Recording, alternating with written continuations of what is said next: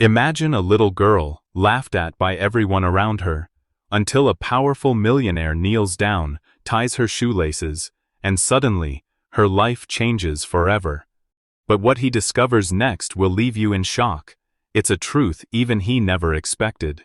Before we dive in, tell me, where are you watching me from, and what's the time there right now? The schoolyard buzzed with the sound of children's laughter, but it wasn't the kind that warmed hearts. It was sharp, cruel, and heavy like stones being thrown. In the center of it all stood little Emma, just 6 years old, her golden hair catching the faint sunlight, her small body shrinking under the weight of ridicule she didn't deserve. Her shoes, torn at the edges and too big for her fragile feet, dangled loose with laces trailing in the dirt, and that was enough to turn her into the object of their mockery. "Look at her shoes," a boy sneered, his voice echoing with the approval of others who joined in the chorus of cruelty. Another girl tugged at her friend's arm and whispered loudly, "Doesn't she look funny? Poor Emma can't even tie her shoes." The laughter grew louder, surrounding Emma like a storm she couldn't escape, and her little chest tightened as if the whole world had chosen to laugh at her instead of with her. Her blue eyes brimmed with tears that threatened to fall, but she fought them back,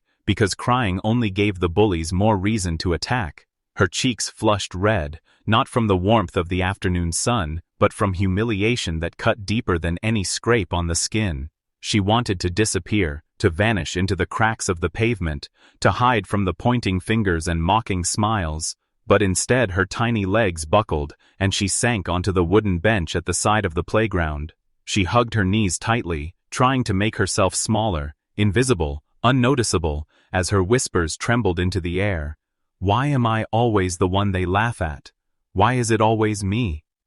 The words cracked as they escaped her lips, a fragile question tossed into a world that never seemed to answer with kindness. Around her, children ran freely, their sneakers pounding the ground with joy, their backpacks swinging, their carefree shouts filling the space with a cruel contrast to her loneliness. She pressed her forehead against her knees, her small hands gripping her legs as if they were the only things holding her together, and for a moment the playground felt like the loneliest place on earth. She could still hear the mocking voices, faint now but etched into her heart like scars, each word telling her she wasn't good enough, she didn't belong, she wasn't loved. The teacher was far away, distracted with paperwork by the window, leaving Emma to fight a battle no child should fight alone. Her shoes felt heavier than ever, not just fabric and rubber but symbols of her life, a life of hand-me-downs, whispers, and being the girl who never fit in. The air around her grew colder despite the sun, and every sound of laughter pierced her ears like needles. She wiped her eyes with the back of her hand, trying to be strong, trying to silence the ache inside her chest, but her heart kept whispering the same question, "Why me? Why always me?" until the words blurred into silent sobs. Just then, a deep hum broke through the noise of the playground, the sound of an engine rolling to a stop at the curb. Children turned their heads, curiosity replacing cruelty, as a sleek black luxury car gleamed under the sunlight, a vehicle that looked so out of place near a schoolyard filled with dusty shoes and faded uniforms. The doors clicked, and the world seemed to pause as they opened. Out stepped a man whose presence carried weight, authority, and an aura that silenced even the loudest whispers. Ryan, 32 years old, tall, commanding, with jet black hair styled to perfection and eyes the color of a stormy sea, scanned the playground with an expression no one could read. His tailored suit caught the breeze, his polished shoes contrasted sharply against the playground dirt, and yet the moment his gaze fell on Emma, everything else faded. His piercing blue eyes locked onto the sight of a little girl curled on a bench, her golden hair messy, her tiny hands clutching her knees, tears streaking her innocent face. The laughter of the children blurred into the background, distant and meaningless as Ryan's chest tightened unexpectedly. He didn't know her name, he didn't know her story. But something in those broken blue eyes stirred something deep inside him, something he had buried beneath layers of success, power, and wealth. Why would a man who had everything stop in his tracks for a child he had never met?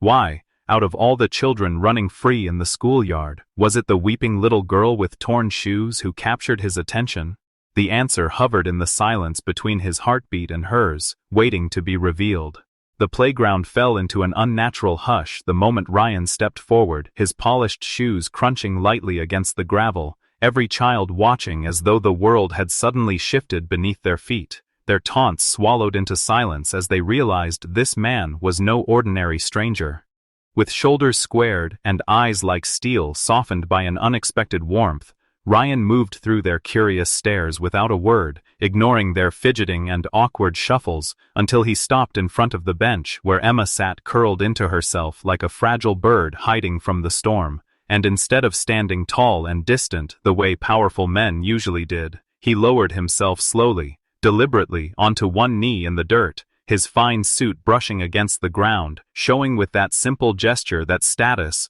wealth and pride meant nothing compared to the sight of a child's tears. Emma froze, stunned that someone so important, someone who carried an air of authority she could barely understand, would kneel down in front of her, and her tiny shoulders trembled as if she feared the laughter would only get worse. But Ryan's voice broke through, low, gentle, carrying no judgment, only concern as he whispered, "Hey, why are you crying?" And the softness of his tone felt so foreign, so different from the harshness she had grown used to, that her throat tightened, unable to answer, her small hands quickly covering her face as she turned away in shame, believing even kindness was something she didn't deserve. For a long moment Ryan waited, watching her fight her tears, and then, with the patience of a man who understood silent battles, he reached forward carefully, lifting the small scuffed shoe resting at an awkward angle, his fingers steady as he worked the frayed lace through the hole, tying it neatly with a quiet skill that no one expected from a man like him. And as the bow tightened into place, something invisible shifted in the air. The children who once mocked now stared wide-eyed, some biting their lips in guilt, others simply frozen by the image of a millionaire CEO lowering himself in the dust for a girl none of them valued. Emma dared to peek through her fingers, watching his hands work on her shoe, her breath catching at the tenderness in his movements, and for a heartbeat, the cruelty of moments earlier faded, replaced by a silence heavy with awe, and though Ryan's suit gathered dust and his knees pressed against hard ground, he never flinched, never cared, because in that moment nothing mattered but the child in front of him. When the knot was secure, he looked up, his gaze locking with her watery blue eyes, and he offered the faintest smile. Not the polished smile of a businessman, but the fragile, human smile of someone who remembered pain, who knew what it meant to be small and overlooked. Emma's lips trembled as she finally let the words escape, her voice so quiet, he had to lean closer to hear. "They laughed at me, because I'm poor." And the raw honesty in her confession sliced deeper into him than any boardroom betrayal ever had, because it wasn't just about shoes, it was about dignity, about a child already learning the cruelty of a world that judged without mercy. Ryan's chest tightened as if an old wound had been reopened, because what he saw in her was not poverty, but loneliness, the kind of loneliness that echoed his own childhood nights when silence was his only companion, and for a second he couldn't breathe, overwhelmed by the urge to protect her from every sneer, every cruel laugh, every careless word that told her she was less than she was. The children around them shifted uncomfortably, unsure whether to stay or leave, but none dared to break the moment, because even in their young hearts they sensed they were witnessing something bigger than a shoelace being tied. It was dignity being restored, kindness offered where cruelty had lived, and a bond quietly forming between a powerful man and a fragile child. Ryan's voice returned, softer now, but weighted with something Emma couldn't name, as he asked gently, "Where's your mom, sweetheart?" And in that question lay not just curiosity, but genuine care, the kind of care Emma had longed for but rarely received, and her lips quivered as she looked down at her hands, twisting them nervously, knowing the truth she was about to share carried more pain than her small heart could handle, yet unable to hide it from the one person who, for reasons she didn't yet understand, had chosen to kneel in the dirt just to see her smile again. Emma's lips quivered as she lowered her gaze to the dirt beneath her dangling shoes, her small voice breaking through the heavy silence, fragile yet filled with the weight of wounds no child should carry.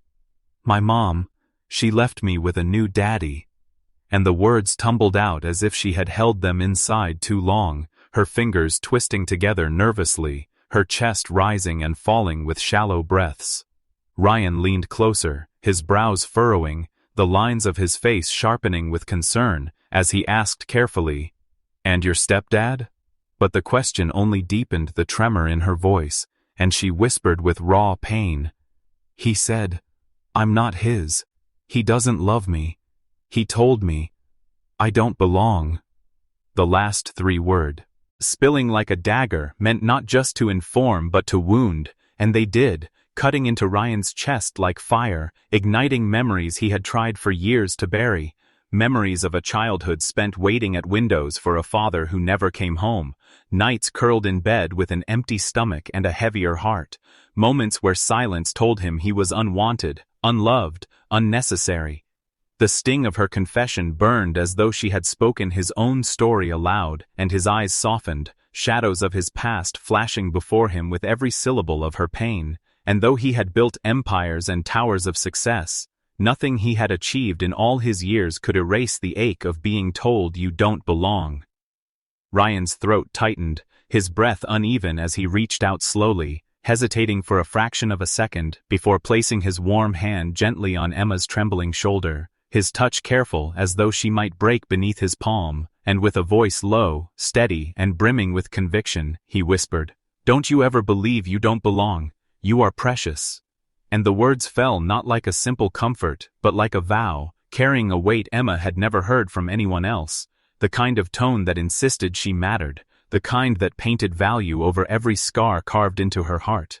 Emma lifted her watery blue eyes toward him, disbelief flickering in their depths, as if no one had ever dared to tell her she was anything more than a burden, and the soft rise of hope mixed with fear in her gaze nearly unraveled Ryan on the spot. For a brief second, silence lingered, wrapping them in a fragile bubble of truth, until Emma tilted her head ever so slightly, her lashes trembling with unshed tears, and asked with an innocence that pierced deeper than anger ever could, "Why are you being so kind to me? No one else ever is."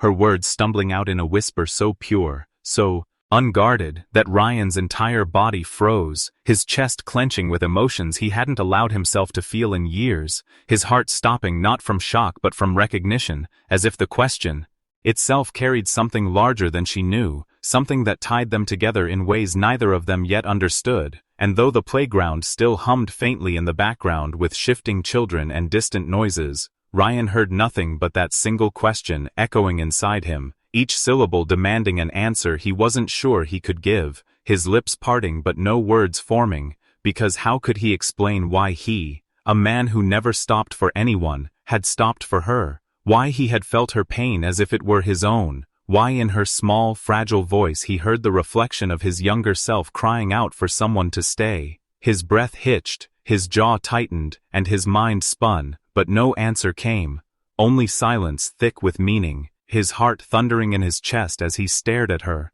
knowing that her innocent question had cornered him in a way no business rival ever could, and for the first time in years, Ryan, powerful, composed, untouchable Ryan, didn't know what to say. Ryan's silence lingered in the air like a weight, his heart still frozen from Emma's question, but instead of answering, he found himself compelled to act in ways words could never express. The next morning he slipped quietly into the background of her world, no longer the man she had simply met in passing, but an unseen guardian, arriving at her school under the guise of business or charity, yet never revealing the true pull that brought him there. And each time he caught sight of her, sitting apart from the other children, scribbling on worn paper, hugging her knees during recess, he felt an ache that was both familiar and unexplainable, as though her loneliness mirrored something long buried within him, something he had never allowed himself to face. He began bringing small tokens of care, a bag of fresh fruit tucked into her desk, a pair of shoes that matched the size he had once not, iced on her feet, a brightly colored book he thought she might love, and though she never knew from whom these gifts came, her eyes would light up in the same way the sun bursts through a storm, filling his chest with warmth he didn't believe he was capable of feeling anymore. The teachers started to notice, whispering in corners with puzzled glances, murmuring among themselves about the wealthy man in tailored suits who spent time on the edge of the playground or lingered in empty halls after hours, wondering what drew him so insistently to a single girl, and though gossip buzzed around him, Ryan never explained. He didn't owe them answers, for he himself didn't fully understand. All he knew was that something inside him refused to let this child remain invisible, unloved, unseen.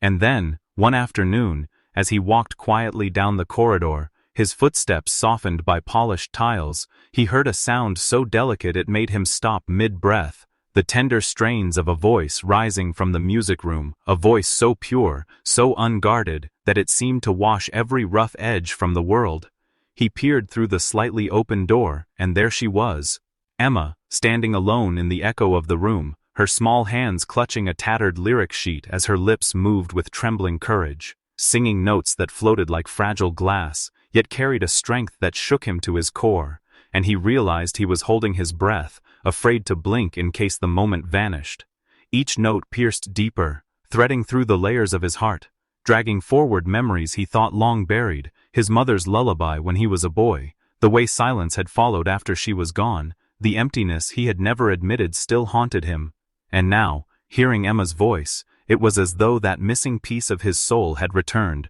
stitched back together by the sound of a child who had been cast aside by the very people meant to protect her. Ryan felt tears sting his eyes, hot and unrelenting, slipping down his face before he could stop them, not from pity, but from a recognition so sharp it was almost unbearable. For in her trembling song he heard himself, the boy who had once begged silently to be loved, and the man who had never fully stopped yearning. The song ended, and the silence afterward pressed like a sacred pause, and Ryan found himself whispering words he had never meant to speak aloud, his voice breaking with awe and confusion as he leaned against the doorframe, clutching at his chest as if to steady the storm inside him. Why do I feel like I've known her forever? And though Emma did not hear him, the truth of his whisper hung in the air between them, unanswered, aching, waiting.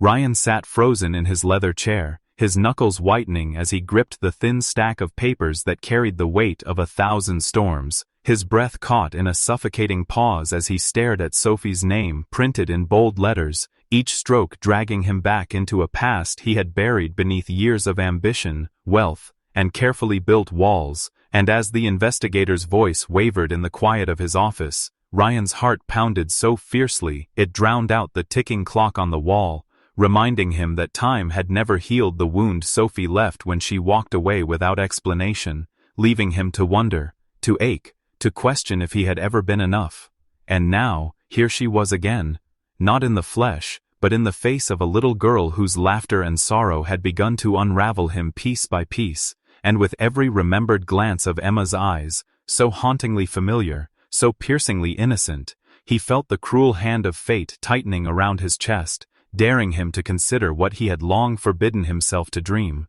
That Emma was not just some fragile child he stumbled upon by chance, but perhaps blood of his blood, a secret he never imagined Sophie could keep from him, and the thought alone made his throat dry, his eyes sting, because if Emma was his,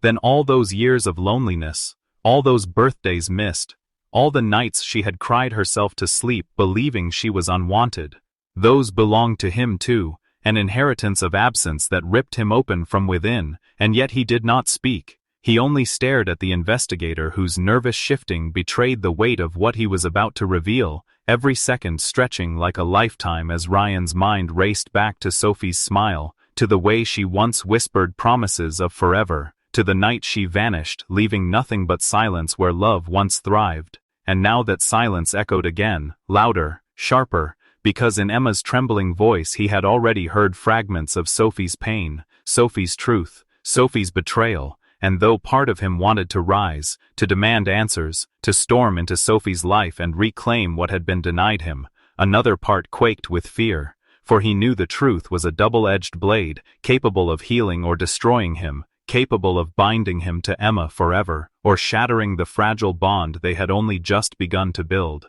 And as his eyes watered despite himself, Ryan pressed a trembling hand to his forehead, his chest rising and falling in uneven waves, whispering silently to the empty room. "Please don't let this be what I think. Please let me be wrong." But the investigator's pause only deepened, his voice catching as though what he carried was too heavy to release, until finally he leaned closer, lowering his tone into a trembling whisper that cut through the air like thunder. "Sir,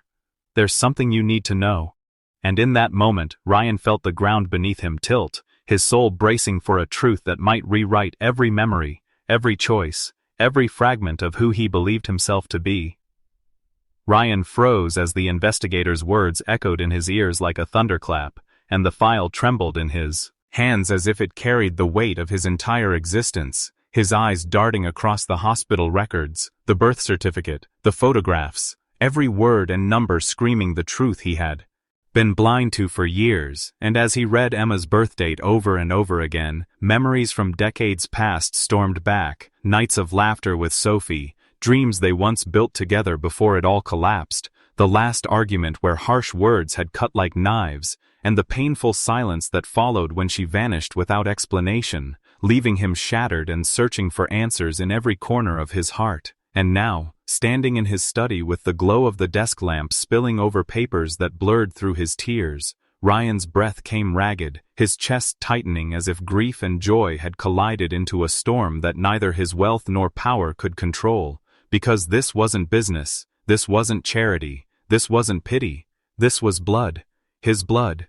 daughter, the girl whose laughter had healed something he didn't know was broken, whose tears had pierced him deeper than any wound life had given him.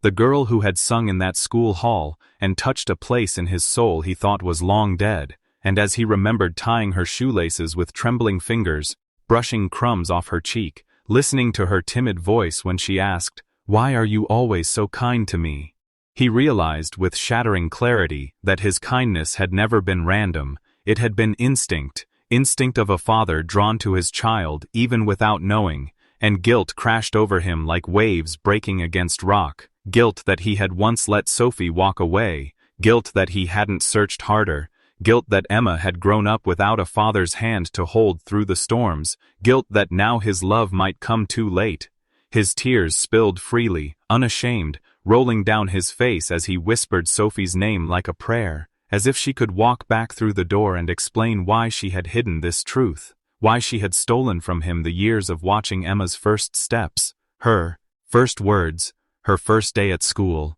moments every father should have been there to witness. And in that ache there was also fear. Fear of Emma's reaction, fear that she would reject him, fear that she would see him as nothing but a stranger who had appeared too late, fear that she would never forgive him for being absent, though it was never his choice, never his will. Ryan's hands finally gave way, and the file slipped from his grip, papers scattering across the polished floor like shattered pieces of his past, and he fell into his chair, burying his face in his hands, whispering hoarsely,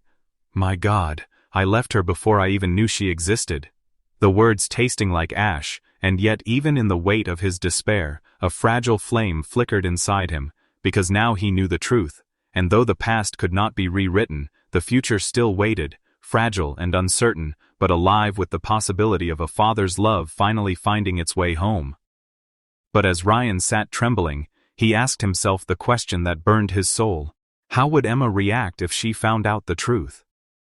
Ryan couldn't hide anymore. The secret burned through him like fire as he spotted Emma sitting on the same weathered bench where she always clutched her ragged doll like it was the only piece of love she had left in this world, her tiny legs dangling, her eyes lowered in quiet sadness, and his heart clenched at the sight, because now he knew, she wasn't just a child he pitied, she was his blood, his daughter, his flesh, his soul, the part of his past he didn't even know existed until fate cruelly twisted the years and returned her to him like a broken gift. And his knees felt weak, but he forced himself forward, every step heavier than the last until he knelt before her, and his voice trembled so hard he could barely form the words as he whispered, "Emma, there's something I need to tell you." And she looked up with those wide, innocent eyes that mirrored his own, those blue pools that carried the same unspoken storms he had fought all his life. And in that moment he saw Sophie's shadow too, the woman who once carried his heart and then vanished, leaving him shattered, and yet the very proof of their love now sat before him, breathing, blinking, waiting, and his throat tightened until he thought he might choke, but still he pushed the truth out, raw and trembling, his tears breaking free as his lips cracked around the words, "I'm not just your friend. I'm your father. and silence exploded between them, as if the world itself had frozen, as if even the wind dared not move, and Emma blinked once, twice, clutching her doll tighter like a shield, and then in a trembling voice so fragile it could break at the touch of air, she whispered, "My daddy?" And the word sliced through him with both joy and unbearable guilt, because hearing it was like touching heaven while being dragged through hell at the same time, and he opened his arms, desperation flooding his body, begging without words for her to believe him, to accept him, to let him be what he should have been from the start, and for a moment she only stared, her lip trembling, fear and hope wrestling in her eyes, until finally she threw herself into his chest, small arms wrapping around his neck with a force that nearly broke him, and she sobbed against him, shaking, her voice muffled against his shirt as she cried, "I thought nobody wanted me," and Ryan's entire body convulsed with grief as he pressed his cheek to her golden hair, choking on his tears, whispering over and over, "I will never let you go again, never, never."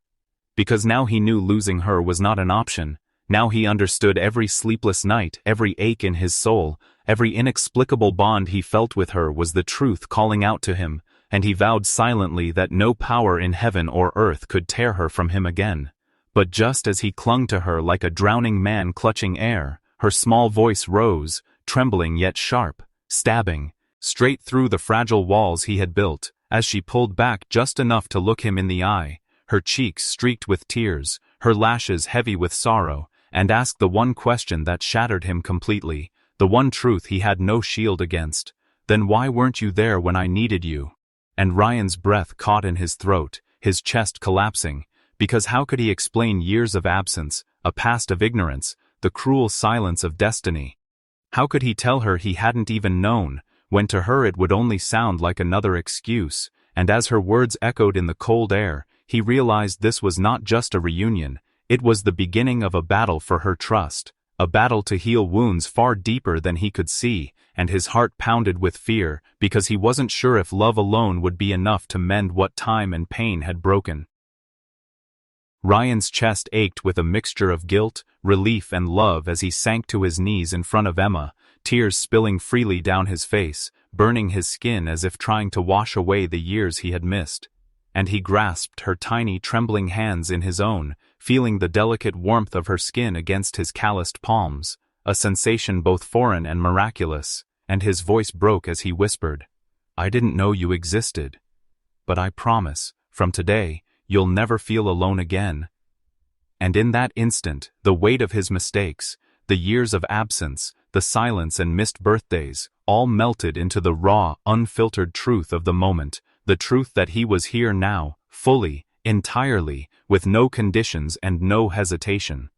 Emma's eyes widened through tears, staring at him with a mixture of disbelief and hope, her small fingers tightening around his as if anchoring herself to the reality that this was no dream, that the man who had watched her from afar, tied her shoelaces, wiped her tears, and forded her in secret, was now declaring himself hers in every sense a daughter could need. And before she could even respond, Ryan carefully lifted her into his arms, cradling her as though she was the most fragile, precious treasure in existence, and together they stepped into the school assembly hall, where the chatter of children paused mid-word as all eyes turned to the dramatic entrance of a man in a sharp suit carrying a small, golden-haired girl whose presence seemed to command every heartbeat in the room. The murmurs grew to gasps as Ryan, holding Emma firmly yet tenderly, cleared his throat, his voice echoing in the large hall with both authority and vulnerability, and he announced with pride and reverence, "This little girl is my daughter, and she is the greatest gift of my life." And silence fell like a blanket, thick with disbelief, awe and emotion, as children who had once pointed and laughed at Emma's torn shoes now stared in stunned quiet, their expressions a mixture of shame and wonder, while teachers, many with eyes already moist, reached for tissues and clapped softly, their applause carrying genuine admiration and joy, acknowledging the miraculous reunion they had just witnessed, the invisible thread of destiny that had finally woven father and daughter together after years of separation, pain, and unanswered questions. Emma, still nestled in Ryan's arms, buried her tear-streaked face against his chest, inhaling the scent of him, feeling the steady beat of a heart that had waited decades to protect, to love, to nurture her, and whispered in a tiny, trembling voice that carried all the emotion of a child who had finally found safety. "Daddy, I finally belong." And Ryan's own lips curved into a trembling smile as he pressed a kiss to the crown of her head, feeling every worry, every regret, every fear dissolve, and he whispered back through choked tears, "Not just belong, sweetheart. You are loved. Forever." And in that moment, the past, with all its cruelty and separation, seemed to evaporate, leaving only the profound, overwhelming joy of connection, the power of love and kindness, the strength of a father who had once been absent and a child who had once been lost. And as the assembly continued with claps, gasps, and whispered congratulations, Ryan held Emma tighter, feeling her warmth, her trust, her small but unshakable faith in him, and he realized that what had begun with a simple act of tying shoelaces, an unassuming gesture of kindness and care, had grown into something far greater, a life transformed, hearts mended, and a bond that no amount of lost time could ever undo. And in that hall, surrounded by eyes wet with tears, the story of a broken little girl finding love, and a lost father finding his heart, reached its pinnacle, leaving a moment so pure, so real, so eternally human, that it would be remembered long after the laughter of children had faded and the echoes of the schoolyard had quieted. A testament to the enduring power of compassion, presence, and unconditional love.